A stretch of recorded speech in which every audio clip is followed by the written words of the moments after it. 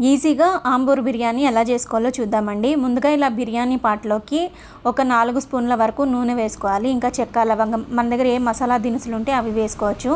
ఇంకా కట్ చేసి పెట్టుకున్న ఉల్లిపాయలు కూడా బాగా వేగిన తర్వాత ఈ బిర్యానీలోకి వేరే మసాలాలు ఏవి వేయమండి. ఇలా ఎండుమిర్చి ఉంటుంది కదా, దాన్ని హాఫ్ అన్ అవర్ ముందే నానబెట్టి కుదిరినంత మెత్తగా గ్రైండ్ చేసుకోవాలన్నమాట. ఇలా గ్రైండ్ చేసిన దాన్ని కూడా వేసి అల్లం తెల్లగడ్డ పేస్ట్ కూడా బాగా వేగిన తర్వాత కట్ చేసిన టమాటోలు కూడా వేసి సాఫ్ట్గా అయ్యేంత వరకు వేయించుకోవాలి.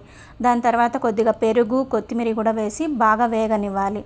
ఇప్పుడు మనము చికెన్ కూడా నీట్గా కడిగి పెట్టుకుని చికెన్ కూడా వేసి మూత పెట్టి ఇంకొద్దిసేపు బాగా మగ్గనివ్వాలి.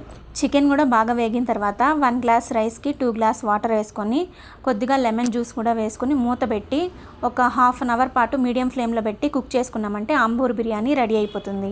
ఇండెక్స్ వ్యాలీ నుండి ఈ ట్రైప్లేస్ స్టెయిన్లెస్ స్టీల్ బిర్యానీ పాట్ తీసుకున్నానండి. చాలా బాగుంది.